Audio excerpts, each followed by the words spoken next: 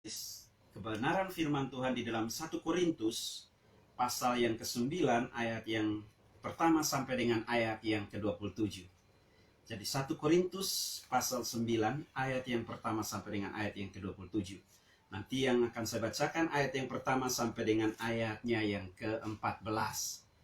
Tetapi perenungan firman Tuhan kita semua ayat yang ada di dalam 1 Korintus pasal 9 ini. Atau kitakah yang ia maksudkan? Ya, untuk kitalah hal ini ditulis, yaitu pembajak harus membajak dalam pengharapan, dan pengirik harus mengirik dalam pengharapan untuk memperoleh bagiannya. Jadi jika kami telah menaburkan benih rohani bagi kamu, berlebih-lebihankah kalau kami menuai hasil duniawi daripada kamu? Kalau orang lain mempunyai hak untuk mengharapkan hal itu daripada kamu, bukankah kami mempunyai hak yang lebih besar? Tetapi kami tidak mempergunakan hak itu. Sebaliknya kami menanggung segala sesuatu, supaya jangan kami mengadakan rintangan bagi pemberitaan Injil Kristus. Tidak tahukah kamu bahwa mereka yang melayani dalam tempat kudus mendapat penghidupannya dari tempat kudus itu, dan bahwa mereka yang melayani mezbah mendapat bahagian mereka dari mezbah itu? Demikian pula Tuhan telah menetapkan bahwa mereka yang memberitakan Injil harus hidup dari pemberitaan Injil itu. Demikian firman Tuhan, dan yang berbahagia adalah kita yang mendengarkan serta mau melakukannya di dalam kehidupan kita hari lepas hari. Tema pemberitaan firman Tuhan pada kesempatan hari ini adalah keuangan yang merdeka. Keuangan yang merdeka adalah merupakan dambaan dari semua orang, tua, muda, kecil, dan besar. Semua orang memimpikan, bahkan mendambakan, serta mengharapkan keuangan yang merdeka. Karena mimpi dari semua orang agar merdeka secara finansial, maka ada banyak cara, ada banyak upaya, ada banyak usaha. Banyak orang dimotivasi untuk bekerja. Banyak orang dimotivasi untuk berinvestasi. Banyak orang dimotivasi untuk melakukan berbagai macam hal untuk mencapai yang namanya keuangan yang merdeka. Di luar sana ada begitu banyak orang yang hari ini mengajarkan bahwa kalau kita banyak uang, kalau kita banyak fulus, atau dalam bahasa Arab nukut atau fulus, maka kita sudah merdeka. Tetapi benarkah demikian? Kemerdekaan keuangan itu karena kita memiliki banyak dolar, memiliki banyak rupiah yang hari ini kita miliki. Pada kesempatan hari ini kita akan melihat dari bagian kebenaran firman Tuhan, prinsip kebenaran firman Tuhan, bagaimana kita menikmati keuangan yang merdeka. Tema ini menjadi pergumulan bagi semua orang percaya, menjadi pergumulan bagi semua anak Tuhan. Banyak orang hari ini mengajarkan bahwa dengan mengutip Yohanes 10 ayat 10, mengutip bahwa bukankah Yesus berkata, pencuri datang hanya untuk mencuri, membunuh dan membinasakan. Tetapi Yesus berkata, aku datang supaya mereka mempunyai hidup dan mempunyainya di dalam segala kelimpahan. Tetapi kenapa dalam realita kehidupan saya setelah saya mengambil keputusan mengikuti Yesus, hidup saya bukan semakin membaik sebagaimana yang dijanjikan oleh Yesus, tetapi semakin melarat, semakin merana. Karena itu pada kesempatan hari ini kita akan bersama-sama melihat bagian kebenaran firman Tuhan. Bagaimana sih seharusnya kita menikmati keuangan yang merdeka? Ayat yang pertama sampai dengan ayat yang ke-14 firman Tuhan di sana dengan jelas. Bagaimana supaya saya dan Bapak Ibu Saudara sekalian kita menikmati keuangan yang merdeka? Pertama, kita harus benar-benar menikmati apa yang kita miliki, bukan apa yang tidak kita miliki. Jadi poin yang pertama supaya kita menikmati keuangan yang merdeka adalah menikmati apa yang kita miliki, bukan apa yang tidak kita miliki. Uang menjadi sarana, uang menjadi alat pembayaran yang sah. Tetapi uang juga menjadi bencana ketika saya dan Bapak Ibu Saudara sekalian kita tidak mengelola keuangan dengan baik. Banyaknya pergumulan, banyaknya tantangan hidup. Bukan karena Tuhan tidak memberkati saya dan Bapak Ibu Saudara sekalian. Tetapi ada kecenderungan kita sering kali berupaya dengan cara kita, usaha kita, upaya kita untuk menikmati keuangan yang tidak ada pada kita. Sehingga kita menghalalkan berbagai macam cara, sehingga kita akhirnya terjerat dengan berbagai macam tantangan hidup dan pergumulan hidup. Pada kesempatan hari ini kita belajar bahwa Rasul Paulus menuliskan surat ini kepada jemaat di Korintus. Jemaat di Korintus adalah orang-orang yang hidup dalam berbagai macam pergumulan, hidup yang luar biasa dalam berbagai macam permasalahan. Permasalahan yang ada di jemaat di Korintus adalah ada begitu banyak pertikaian, ada begitu banyak perpecahan, bahkan moral yang begitu bobrok.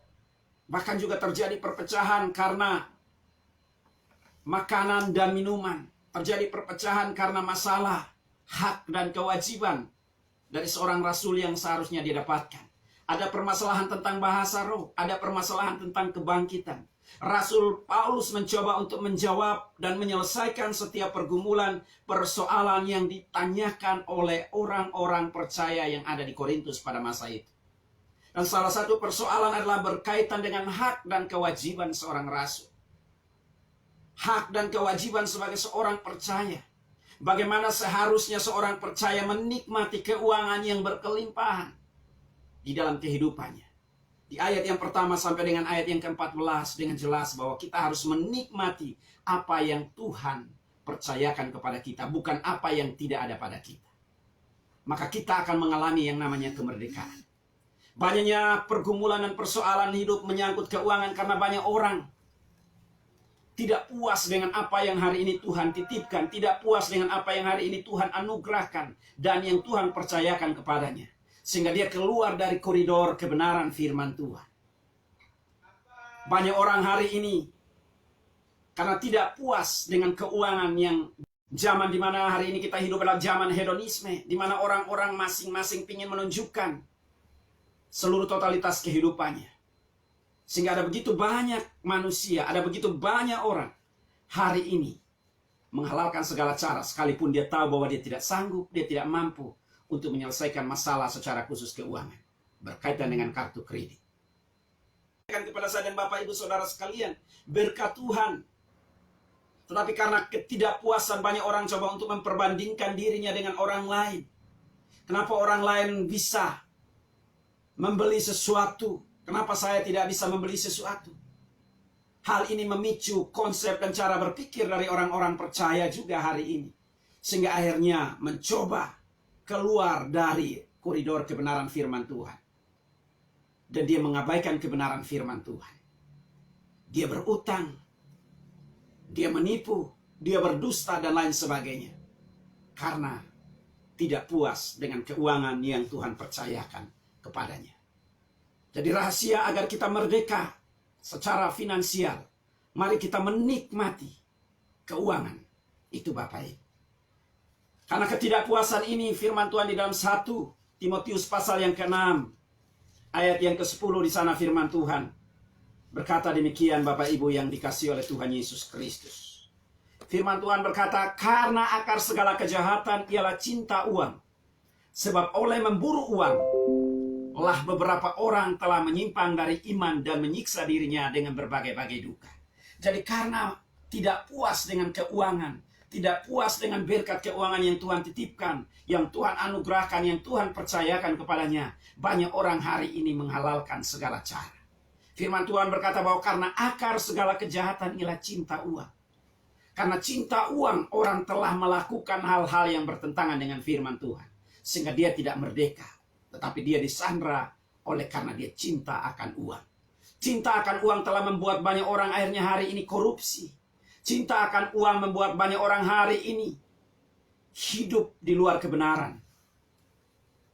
Menipu dan berbohong. Bahkan karena cinta akan uang.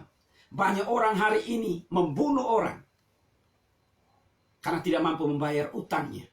Karena cinta akan uang. Banyak orang hari ini memeras orang-orang.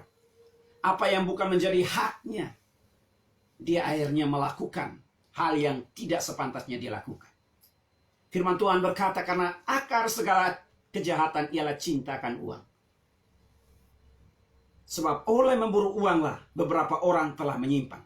Jadi semakin hati kita berpaut kepada uang, semakin hati kita tertuju kepada uang, maka kita akan menyimpang dari iman kita. Banyak orang hari ini karena ketidakpuasan di dalam berkat Tuhan yang Tuhan anugerahkan kepadanya, dia keluar dari kebenaran firman Tuhan. Bahkan karena cinta akan uang, dia menyiksa dirinya dengan berbagai-bagai duka. Jadi saya dan Bapak Ibu Saudara sekalian yang dikasihi oleh Tuhan Yesus Kristus, kalau kita mau agar merdeka, benar-benar merdeka atas keuangan hidup, nikmatilah apa yang hari ini Tuhan percayakan kepadamu, bukan apa yang tidak ada padamu. Ada seorang tokoh Alkitab yang bernama Yudas Iskariot. Yudas Iskariot adalah dipercaya sebagai seorang bendahara. Dia memegang kas keuangan dari murid-murid. Tapi karena cinta akan uang, karena ketamakan akan uang, dia akhirnya mengkhianati Yesus. Dia akhirnya menjual Yesus dengan 30 keping perak. Kita sebagai orang yang sudah ditebus, sebagai seorang yang sudah dimerdekakan oleh Tuhan, ketika kita tidak menikmati apa yang hari ini Tuhan percayakan kepada kita, kita akan mengalami hal yang sama. Kita akan melakukan hal yang sama sebagaimana yang dilakukan oleh Yudas Iskariot. Karena itu berhati-hatilah. Kalau selama ini kita tidak menikmati berkat Tuhan yang Tuhan titipkan dan Tuhan percayakan kepada kita, hati-hatilah agar kita tidak terjebak. Hati-hatilah agar kita tidak tersandra. Hati-hatilah agar kita tidak menyimpang dan menyiksa diri sebagaimana yang dilakukan oleh Yudas Iskariot. Bapak Ibu yang dikasihi oleh Tuhan Yesus Kristus, suka atau tidak suka, mau atau tidak mau, tubuh ini butuh untuk didandani. Kita pingin pakaian yang bagus, kita pingin motor, kita pingin mobil, kita pingin rumah, kita pingin segala sesuatu. Tetapi kalau itu kita lakukan hanya sekedar kita pingin mencari popularitas, hanya sekedar kita pingin terkenal, hanya sekedar pingin agar kita dianggap, hanya sekedar agar saya dan Bapak Ibu Saudara sekalian kita dihormati, maka ini adalah merupakan jebakan dari kuasa. Kita bisa melakukan berbagai macam kejahatan. Hati-hatilah. Hati-hatilah. Banyak orang hari ini. Jadi kita melihat di sini bahwa banyak orang hari ini merdeka secara keuangan. Itu Bapak Ibu bukan ditentukan oleh seberapa banyaknya dolar yang kita miliki, seberapa banyaknya rupiah yang kita miliki, tetapi bagaimana segala berkat yang hari ini Tuhan titipkan dan percayakan kepada kita merupakan titipan. Karena uang ini adalah titipan, maka saya dan Bapak Ibu Saudara sekalian diminta untuk menata dan mengelolanya. Menatanya dengan kebenaran firman Tuhan, maka kita akan diberkati oleh Tuhan. Kita akan dimerdekakan oleh Tuhan dari yang namanya finansial. Firman Tuhan berkata, cukupkanlah dirimu dengan apa yang ada padamu. Bukan cukupkanlah dirimu dengan apa yang ada pada orang lain. Tidak Bapak Ibu. Banyak orang hari ini Bapak Ibu, cukupkanlah dirimu dengan apa yang ada padamu, bukan apa yang ada pada orang lain. Banyak orang hari ini mencukupkan diri dengan apa yang ada pada orang lain, sehingga terseret di dalam berbagai macam kejahatan, sehingga menyimpang dan menyiksa dirinya sendiri. Tapi kita diajarkan kembali melalui kebenaran firman Tuhan. Rasul Paulus dia berkata bahwa dia memiliki hak untuk mendapatkan yang namanya imbalan jasa dari pelayanan yang dia lakukan. Tetapi dia belajar untuk mencukupkan segala sesuatu. Dia belajar untuk mencukupkan semua kebutuhan hidupnya dengan apa yang Tuhan percayakan kepadanya. Itu sebabnya dia tidak disandra, dia tidak diperdayai, dia tidak dibuat menyimpang dari kebenaran firman Tuhan. Ketika kita membaca bagian kebenaran firman Tuhan ini, dia berkata, saya bebas terhadap semua orang. Dia berkata bahwa saya memiliki hak untuk mendapatkan itu. Tetapi saya, seberapa banyak orang yang hari ini depresi, tidak ada jalan keluar. Seolah-olah kita diperhadapkan dengan jalan buntu. Dan kita berupaya, kita berusaha untuk menyelesaikan jalan buntu ini dengan cara dan jalan kita. Bapak Ibu, kita akan dibawa menyimpang dari kebenaran firman Tuhan. Karena cinta akan uang adalah akar dari segala kejahatan. Dan membuat kita menyimpang dari iman kita. Bahkan membuat kita menyiksa diri. Banyak orang hari ini punya uang Bapak Ibu, tetapi tidak bisa menikmati. Karena apa? Punya utang. Kenapa Bapak Ibu? Karena ingin melihat, ingin apa, mendapatkan apresiasi dan lain sebagainya. Kita diajarkan oleh Tuhan untuk menikmati. Jadi kalau hari ini kita dipercaya untuk menikmati 5 juta, 6 juta, mari kita nikmati. Terima itu dengan ucapan syukur, Tuhan terima kasih. Buat berkat-Mu yang Kau anugerahkan kepadaku. Kalau Tuhan mempercayakan kepada kita 1 juta rupiah, Tuhan terima kasih. Buat berkat Tuhan yang Tuhan anugerahkan kepadaku. Kita mau belajar mengucap syukur kepada Tuhan. Sebab di mana ada kepuasan hidup, di sana kita terbebas dari yang namanya ketamakan dan materialisme. Di mana ada kepuasan, kita terbebas dari yang namanya ketamakan. Di mana ada kepuasan, kita terbebas dari yang namanya hedonisme. Jadi ini Bapak Ibu, sehingga kita bisa menikmati segala titipan yang hari ini Tuhan anugerahkan kepada saya dan Bapak Ibu Saudara sekalian. Inilah keuangan yang merdeka. Nikmatilah apa yang Tuhan percayakan kepadamu. Bukan apa yang tidak ada padamu. Maka kita akan mengalami kemerdekaan dari hari ke hari, dari waktu ke waktu. Sekalipun terjadi inflasi, sekalipun dunia di sekeliling kita bergoncang, ketika kita menikmati apa yang ada pada kita, maka kita akan mengalami yang namanya kemerdekaan secara finansial. Yang kedua dari bagian kebenaran firman Tuhan ini, Tuhan mengajarkan kepada kita semua agar kita merdeka. Bagaimana kita menikmati kemerdekaan, atau bagaimana kita menikmati keuangan yang merdeka. Yang kedua dari ayat yang pertama sampai dengan ayat yang ke-27. Agar kita bisa menikmati keuangan yang merdeka, kita harus mendukung pekerjaan pelayanan Tuhan. Jadi poin yang kedua, rahasia kalau dunia di luar sana Bapak Ibu. Saya membaca buku Robert T. Kiyosaki. Dia adalah seorang ahli finansial di Amerika Serikat. Buku yang berjudul Poor Dad dan Rich Dad. Ayah yang miskin dan ayah yang kaya. Di sana dia menggambarkan bagaimana kehidupan seorang yang diberkati oleh Tuhan. Seorang yang kaya secara finansial. Dia memberikan tips-tips yang luar biasa bagaimana kita terbebas dari yang namanya finansial. Kita merdeka secara finansial di dalam berbagai macam hal. Tetapi di dalam bagian kebenaran firman Tuhan ini, Rasul Paulus mengajarkan kepada kita bahwa untuk betul-betul mengalami keuangan yang merdeka, orang yang sudah ditebus, orang yang sudah diselamatkan, orang yang sudah dibayar tunai oleh Tuhan Yesus Kristus melalui karya pengorbanannya di atas kayu salib. Kita diberikan tugas, kita diberikan tanggung jawab, kita diberikan mandat untuk mendukung yang namanya pekerjaan pelayanan Tuhan. Berbicara tentang pekerjaan pelayanan Tuhan, banyak orang hari ini mau mendukung hanya pekerjaan pelayanan Tuhan, tetapi tidak mendukung hamba Tuhan. Rasul Paulus begitu geram. Dia melayani jemaat-jemaat di Korintus. Dia yang merintis jemaat di Korintus. Jemaat di Korintus adalah merupakan hasil buah pelayanannya. Dia melayani jemaat di Korintus dalam perjalanan misi yang kedua. Dia ada dan hadir bersama-sama jemaat Tuhan selama kurang lebih 18 bulan. Tetapi apa yang terjadi Bapak Ibu yang dikasihi oleh Tuhan Yesus Kristus? Yang terjadi adalah jemaat ini mengabaikan Rasul Paulus. Itu sebabnya Rasul Paulus memberikan pengajaran kepada jemaat ini bahwa mereka harus mensupport. Rasul Paulus bahkan berkata bahwa di ayatnya yang ke-7, ayat yang ke-8, 9, dan seterusnya. Siapakah yang pernah turut dalam peperangan atas biayanya sendiri?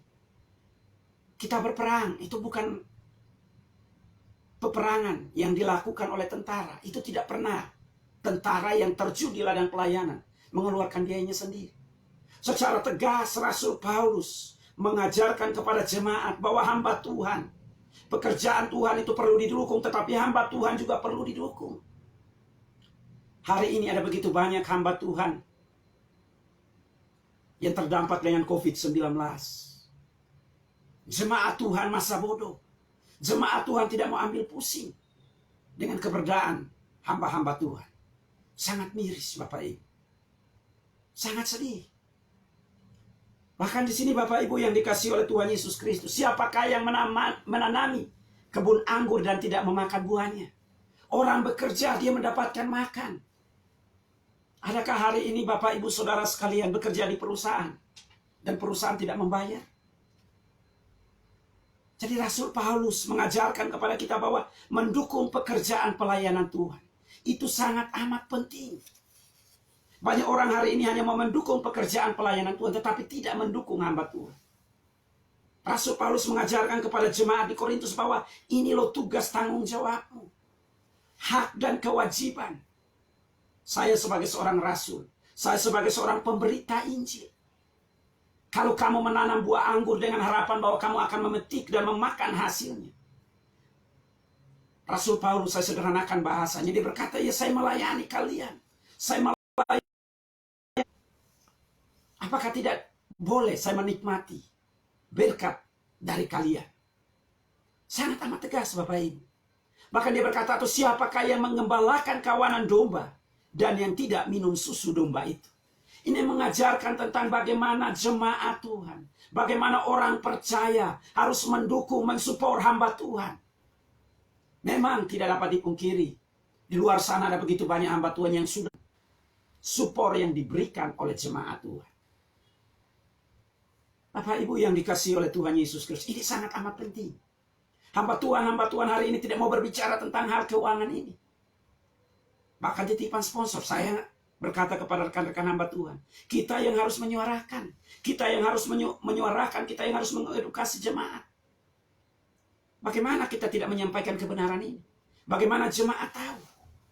Jadi Bapak Ibu yang dikasihi oleh Tuhan Yesus Kristus, mari kita bersama-sama mendukung, mensupport hamba Tuhan.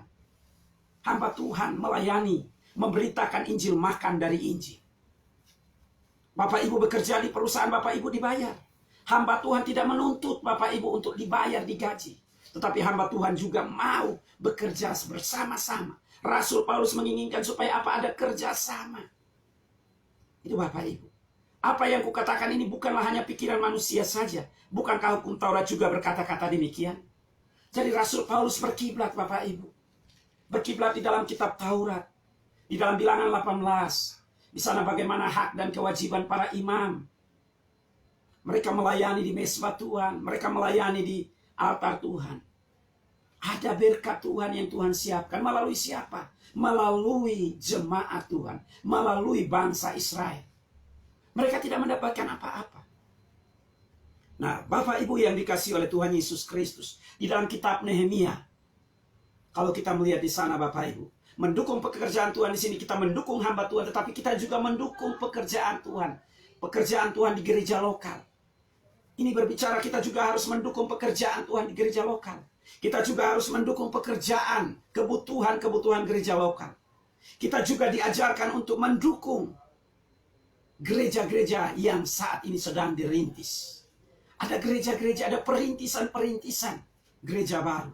Ini butuh yang namanya topangan. Ini butuh yang namanya support.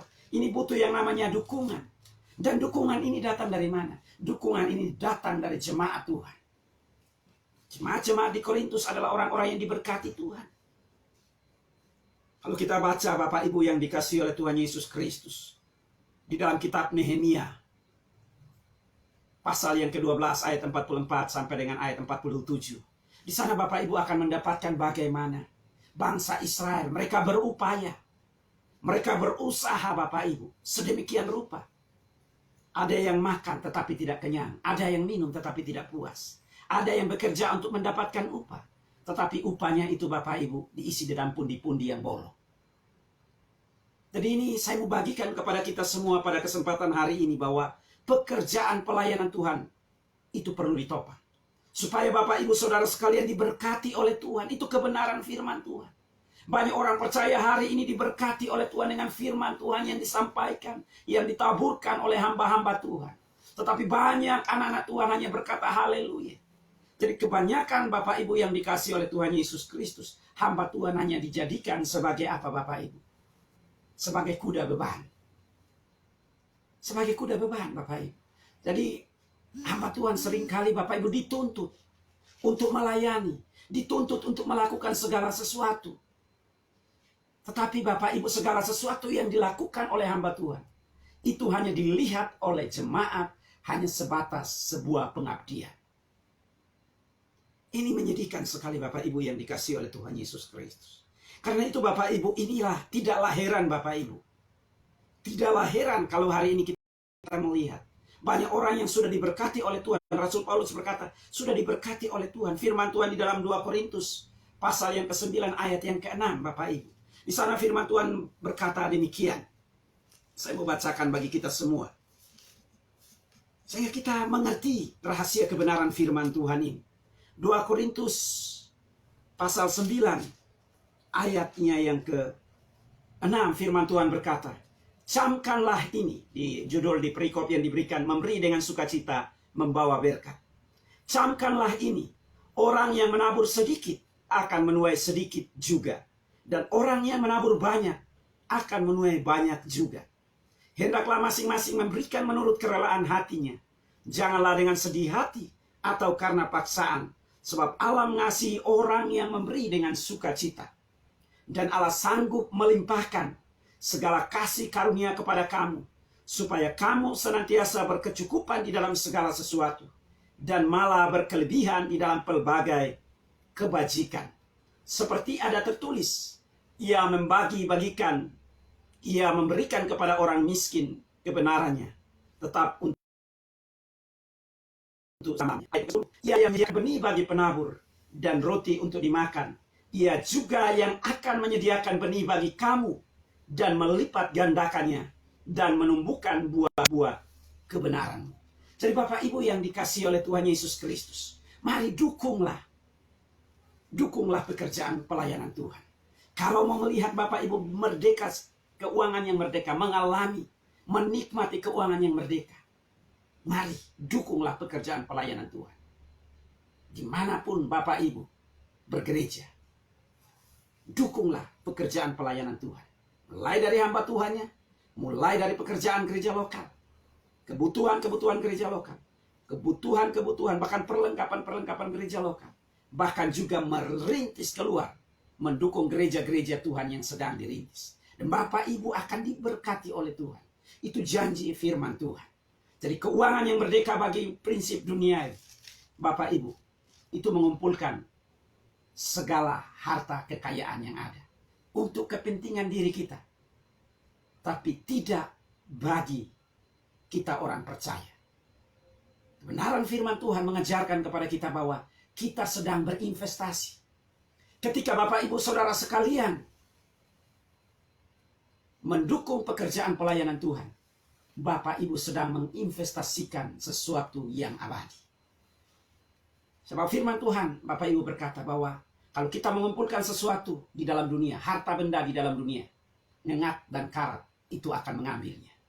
Kita diajarkan sebagai orang yang percaya agar kita dimerdekakan secara keuangan, secara finansial, maka kita harus, Bapak Ibu, menginvestasikan kekayaan kita, harta kita untuk pelebaran pekerjaan Tuhan di tengah-tengah dunia ini.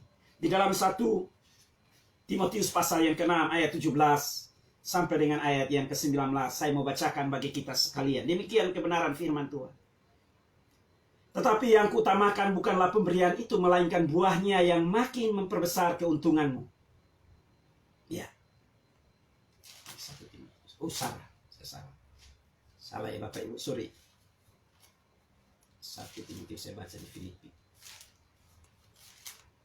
Ya, 1 Timotius pasal yang ke-6 ayat yang ke-19 Bapak Ibu, masih sama. Ayat yang sama. Demikian firman Tuhan Bapak Ibu yang dikasih oleh Tuhan Yesus Kristus. Ini investasi. Ayat yang ke-17 sampai ayat yang ke-18, 19 firman Tuhan di sana berkata demikian. Peringatkanlah kepada orang-orang kaya di dunia ini, agar mereka jangan tinggi hati dan jangan berharap pada sesuatu yang tak tentu, seperti kekayaan, melainkan pada Allah yang dalam kekayaannya memberikan kepada kita segala sesuatu untuk dinikmati. Jadi ini peringatan.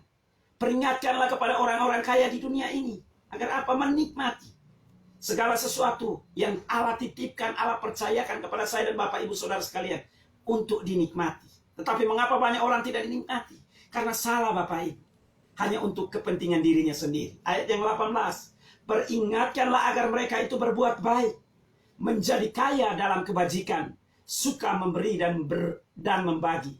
Dan dengan demikian mengumpulkan suatu harta sebagai dasar yang baik bagi dirinya di waktu yang akan datang untuk mencapai hidup yang sebenarnya. Jadi kita memberi Bapak Ibu. Banyak orang hari ini memberi, takut rugi Bapak Ibu. Tapi kembali lagi kebenaran firman Tuhan. Ada ilustrasi Bapak Ibu, seorang petani Bapak Ibu. Ketika dia menabur Bapak Ibu, ketika dia menggenggam jagung, dia mengharapkan ingin mendapatkan panen yang besar. Tetapi dia tidak pernah menabur jagung yang ada di genggaman tangannya. Mungkinkah dia dapat menuai? Tidak akan Bapak Ibu. Kita juga diajarkan Bapak Ibu hari ini untuk menabur. Mari kita menabur Bapak Ibu. Mendukung hamba Tuhan, mendukung pekerjaan gereja lokal, mendukung semua kegiatan gereja lokal, mendukung gereja-gereja yang hari ini dirintis. Ini jemaat-jemaat di Korintus Bapak Ibu hanya asbun, asal bunyi. Mereka berjanji kepada Rasul Paulus bahwa mereka akan mendukung gereja yang sedang dirintis di Yerusalem. Tetapi dalam implementasinya, dalam realitanya, mereka tidak melakukan ini Bapak Ibu. Justru jemaat yang di Filipi Bapak Ibu. Ayat favorit yang sering kali Bapak Ibu kita kutip. Bahkan banyak orang percaya mengutip ayat ini. Filipi 4 ayat 11 sampai dengan 13. Segala perkara dapat. Ini berbicara tentang pemberian Bapak Ibu. Filipi pasal 4. Ayat 11 sampai dengan ayat yang ke-13. Ini berbicara bagaimana jemaat Filipi yang kecil. Tapi mereka mensupport Rasul Paulus di dalam perjalanannya ke Makedonia. Rasul Paulus disupport kebutuhannya. Dia punya hak untuk minum, dia punya hak untuk makan. Dia punya hak. Dan itu dilakukan oleh jemaat yang kecil ini Bapak Ibu. Ini kita mendukung Bapak Ibu, mendukung pekerjaan Tuhan. Ini bukan mencari pujian Bapak Ibu. Ananias dan Safira, ketika jemaat mula-mula Bapak Ibu, mereka begitu bersemangat, mereka begitu berapi-api, tetapi motivasi mereka salah. Mereka memberkati hamba Tuhan, mereka memberi untuk hamba Tuhan, mereka berpikir, wah, dengan itu menyogok Tuhan. Dan seterusnya Bapak Ibu. Sehingga akhirnya kita lihat Bapak Ibu, yang ada bukan diberkati, yang ada justru mati Bapak Ibu. Ananias dan Safira. Nah, saya dan Bapak Ibu Saudara sekalian, kita hari ini memberi dengan motivasi yang benar, dengan motivasi yang murni Bapak Ibu. Karena dia hamba Tuhan, karena dia pelayanan Tuhan, karena memang mau mensupport pekerjaan pelebaran kerajaan Tuhan di tengah-tengah dunia ini. Maka firman Tuhan berjanji bahwa Allah akan melipat gandakan segala yang Bapak Ibu Saudara sekalian berikan, baik kepada hamba Tuhan maupun di dalam mendukung dan mensupport pekerjaan pelayanan Tuhan. Maka kita akan mengalami yang namanya keuangan yang merdeka. Dan yang terakhir Bapak Ibu yang dikasih oleh Tuhan Yesus Kristus dari bagian kebenaran firman Tuhan ini, keuangan yang merdeka. Bagaimana kita mengalami keuangan yang merdeka? Poin yang terakhir Bapak Ibu, mengelola keuangan sesuai dengan prinsip-prinsip kebenaran firman Tuhan. Jadi kita harus mengelola keuangan dengan prinsip-prinsip kebenaran firman Tuhan. Maksudnya apa Pak Misrai? Maksudnya di sini adalah kita harus bekerja. Saya dan Bapak Ibu Saudara sekalian, kita bekerja. Kita dipanggil. Bapak Ibu berbeda-beda. Ada yang ditempatkan baik di perusahaan, ada yang ditempatkan sebagai dosen, ada yang ditempatkan sebagai gembala sidang, ada yang ditempatkan sebagai pemberita Injil, ada yang ditempatkan sebagai karyawan, ada yang ditempatkan sebagai pengusaha, ada yang ditempatkan sebagai dokter, ada yang ditempatkan sebagai pakar hukum dan lain sebagainya Bapak Ibu. Tuhan mau supaya kita bekerja. Mengelola keuangan ini berbicara tentang bagaimana saya dan Bapak Ibu Saudara sekalian kita harus bekerja. Banyak orang memimpikan keuangan yang merdeka tetapi dia tidak pernah bekerja. Itu sama saja kita sedang berhalusinasi. Karena itu Bapak Ibu yang dikasihi oleh Tuhan Yesus Kristus. Firman Tuhan mengajarkan kepada kita di dalam 2 Tesalonika pasal yang ketiga. Di sana firman Tuhan mengajarkan saya dan Bapak Ibu Saudara sekalian demikian. Kita harus bekerja. Jadi berbicara tentang mengelola keuangan sesuai dengan prinsip-prinsip kebenaran. Berbicara tentang kita harus bekerja. Rasul Paulus, dia bekerja. Sebagai seorang rasul, dia sebenarnya punya hak untuk mendapatkan jaminan, kewajiban. Dia mendapatkan haknya. Karena dia sudah memberkati umat dengan kebenaran firman Tuhan. Firman Tuhan di sana dengan jelas bahwa pemberita Injil harus makan dari Injil. Itu jelas. Tetapi dia juga tidak, Bapak Ibu, mengemis-mengemis agar dia dibayar. Hari ini ada begitu banyak orang di luar sana yang memang memasang tarif, Bapak Ibu. Tetapi tidak bagi Rasul Paulus. Dia bekerja. Sekalipun Bapak Ibu dia tidak dibayar, dia menggunakan tangannya untuk bekerja. Karena itu di dalam 2 Tesalonika dia mengajarkan kepada kita ayat pasal yang ketiga ayat yang ke-10. Firman Tuhan berkata, sebab juga waktu kami berada di antara kamu, kami memberi peringatan ini kepada kamu. Jika seorang tidak mau bekerja, janganlah ia makan. Ini Bapak Ibu. Jika seorang tidak bekerja, janganlah ia diberi makan. Kami katakan ini karena kami dengar bahwa ada orang yang tidak tertib hidupnya dan tidak bekerja, melainkan sibuk dengan hal-hal yang tidak berguna.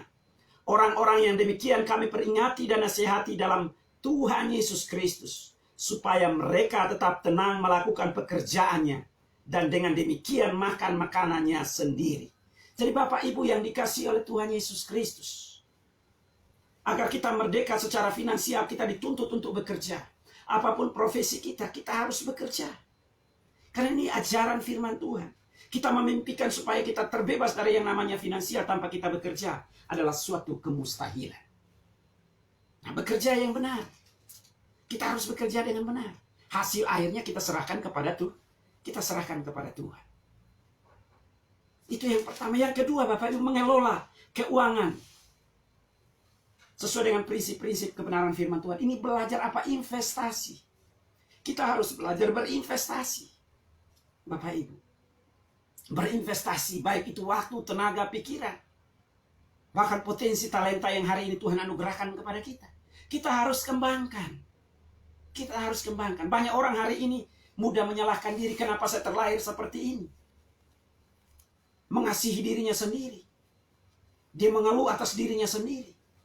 Sehingga akhirnya Bapak Ibu tidak merdeka secara finansial. Orang yang mau untuk merdeka secara finansial tidak hanya sekedar mengeluh atas nasib hidupnya.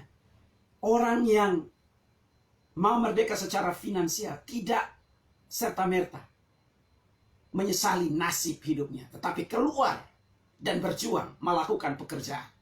Mau bekerja, mau mencoba segala sesuatu. Hari ini begitu luar biasa. Perkembangan yang luar biasa dari masa ke masa ini. Ini mendorong kita. Karena itu Bapak Ibu yang dikasihi oleh Tuhan Yesus Kristus. Ada pepatah yang mengatakan di mana ada kemauan, di sana ada jalan. Jadi prinsip hidup saya adalah, tadi malam saya buat di dalam status saya Bapak Ibu. I'm not afraid to die, but I am not afraid to try. Saya tidak akan pernah takut mati. Tetapi yang saya takutkan adalah saya takut saya tidak pernah mencoba. Selama Tuhan mempercayakan saya dan Bapak Ibu Saudara sekalian, organ-organ tubuh kita, Tuhan mau kita pakai, kita gunakan. Bapak Ibu. Nah, cara berinvestasi Bapak Ibu kita bisa melakukan melalui berbagai macam hal. Hari ini bisa melalui properti, bisa melalui tanah, bisa melalui emas, bisa melalui apa saja yang hari ini ada. Melalui saham dan lain sebagainya. Tuhan mengajarkan kita untuk berinvestasi. Tetapi juga Bapak Ibu mengelola keuangan. Bapak Ibu yang dikasihi oleh Tuhan Yesus Kristus dengan prinsip-prinsip kebenaran. Yang dimaksudkan di sini adalah dalam bagian firman Tuhan ini adalah kita harus menabung. Harus menabung Bapak Ibu. Kalau kita hari ini diberkati secara finansial, Tuhan juga mengajarkan kita supaya kita bisa menabung. Tokoh yang luar biasa di dalam Alkitab adalah tokoh Yusuf. Bagaimana ketika kita lihat kehidupannya, ketika bagaimana bangsa Mesir, Raja Firaun memimpikan 7 lembu yang kurus dan 7 lembu yang gemuk. Ketika dia menafsirkan mimpi dari Raja Firaun ini, bahwa akan ada 7 tahun kelaparan, akan 7 tahun kelimpahan. Yusuf berusaha untuk menabung. Masa-masa di mana dia harus menabung, dia menabung. Dan pada masa paceklik kita melihat dia dapat menolong begitu banyak orang. Ini Bapak Ibu menjadi pembelajaran bagi kita semua. Mengelola prinsip-prinsip keuangan sesuai dengan kebenaran firman Tuhan. Kita diajar untuk menabung. Sudahkah kita menabung Bapak Ibu? Kita mungkin memimpikan banyak hal yang belum terrealisasi, yang hari ini belum menjadi kenyataan. Jangan pernah bosan, jangan pernah puas untuk tidak terus aktivitas. Jangan pernah bosan untuk tidak terus berkreasi, berkarya. Tetapi juga jangan lupa untuk Bapak Ibu menabung. Inilah prinsip-prinsip kebenaran firman Tuhan.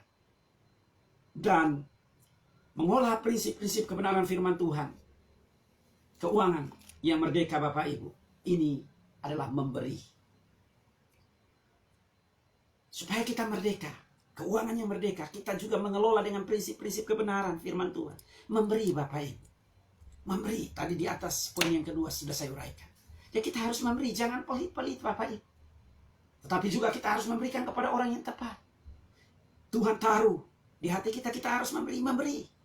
Memberi bukan karena kita punya, tetapi karena memang kita mau lihat. Tuhan menaruh di hati kita, kita ingin untuk memberi. Di dalam Alkitab ada seorang janda yang luar biasa Tuhan puji. Seorang janda yang memang punya hanya sepeser Bapak Ibu. Tetapi dia mau memberi untuk Tuhan. Dia memberi untuk pekerjaan Tuhan. Dan Tuhan memuji dia. Tuhan tidak memuji imam-imam. Karena mereka memberi dari apa? Kelimpahan. Mereka memberi dari apa? Kelebihan. Banyak orang hari ini bertanya kepada saya, Pak Misre, bagaimana makan minum saja saya susah. Bagaimana saya mau memberi? Kalau Tuhan memberkati saya secara berkelimpahan, saya berjanji saya akan memberi.